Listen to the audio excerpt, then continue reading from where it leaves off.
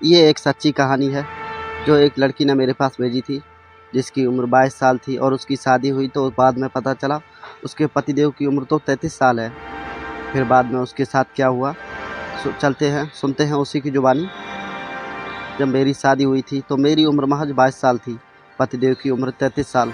शादी के शुरुआती दिन में हमारे बीच सब अच्छा था। दिन में कितना भी झगड़ा हो, लेकिन रात में पति को करीब पता देख हम दोनों भूल कर एक हो जाते। पहले तो मैंने घर वालों को मना किया क्योंकि पति को उम्र ज़्यादा थी, पर घर वाले नहीं माने। समय के साथ रिश्तों में खटास आती है, जो मेरे साथ भी होने लगा।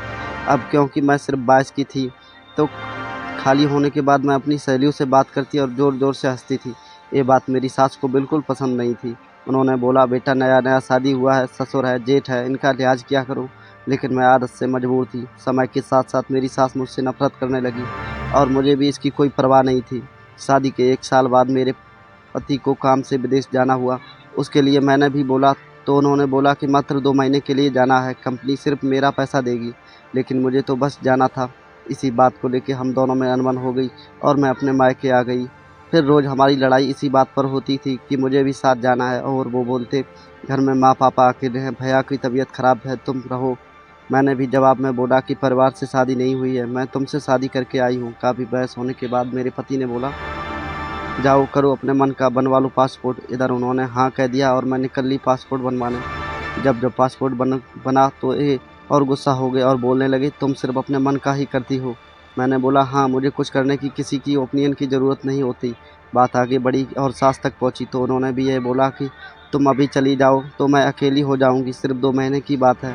उसके बाद मैं इस शर्त पे रुकती हूँ कि मैं ये 2 महीना अपने मायके रहूँगी। उसके बाद पति बाहर जाते हैं और 2 महीने बाद वापस आते हैं, लेकिन वो मुझे विदा कराने नहीं आते। हमने जब फ़ोन किया तो उधर से जवाब आता है कि शादी की जाती है, एक परिवार आसानी से चले, सहयोग से चले, पर तुम सिर्फ अपने बारे में सोचती हो। अब ये रिश्ता आगे नहीं बढ़ सकता, मैं तुम्हें लेने नहीं आऊँगा। जब ये बात मेरे घर वालों को पता चली तो पापा और माँ कॉल करने लगे। मैं भी अपनी सेल्फ रिस्पेक्ट से कभी समझौता नहीं करना चाहती थी, तो मैंने भी मना कर दिया कि अब मैं तब तक नहीं जाऊँगी जब तक तुम लेने नहीं आते। वो भी नहीं आया और उसके रिश्ते तोड़ने के लिए पेपर भेज दिए। मैंने भी कोई समझौता नहीं किया और तलाक दे दिया। 22 में शादी हुई और 23 साल में मेरा तलाक हो गया। घर वालों ने बहुत समझाया, लेकिन मुझे मेरी सेल्फ रिस्पेक्ट बहुत प्यारी थी। आज मेरी उम्र 30 साल है। 25 साल की उम्र में मैंने फिर से शादी करने का फैसला लिया, लेकिन अब असली समस्या सामने आने वाली थी। 25 की उम्र में मुझे 45-40 साल के पुरुष मिलते, या तो इनकी पत्नी मर चुकी थी या फिर कोई तलाकशुदा। लेकिन अभी तक मेरी दूसरी शादी नहीं हो पाई, क्योंकि मेरे यार एक ठप्पा लगा है दूसरी शादी का। ताव में लिए गए फैसले अक्सर गलत होते हैं। जब मैं अकेली होती हूँ तो यही सोचती हूँ, काश बाहर जाने की जिद ना की होती तो ये दिन देखना ना पड़ता। लेकिन दूसरी शादी हो गई, एक बेटी भी है, लेकिन मेरी ज़िंदगी कई साल पीछे चली गई और भविष्य अंधकार है। मेरी 5 बहन हैं। उस समय जब सबने मेरा साथ दिया था, लेकिन आज सिर्फ मुँह पर बोल भर का रिश्ता है। कोई किसी का सपोर्ट नहीं करता, बहनों से, न बाप से, न माँ से।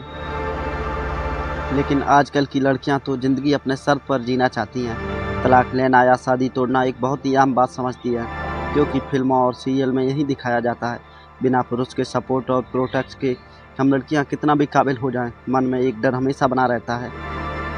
लेकिन कोई पुरुष आपके पीछे है तो वो डर मन से नहीं आता। ये बात अधिकतर महिला नहीं बोलेगी, क्योंकि इससे उन्हें अहम को ठेस पहुँचती है। आज की लड़कियां से मैं ये बोलूँगी कि कुछ भी हो जाए, कभी भी छोटी-छोटी बातों को आधार बनाकर तलाक जैसा फैसला मत लेना, क्योंकि इसके बाद तुम्हारी ज़िंदगी और भी बदतर हो जाएगी। दोस्तों, कहानी पसंद आई हो तो लाइक शेयर सब्सक्राइब करना ना भूलें और हमें कमेंट में ज़रूर बताएं कि ये कहानी आपको कैसी लगी। मिलते हैं एक नई कहानी के साथ। जय श्री राम दोस्तों।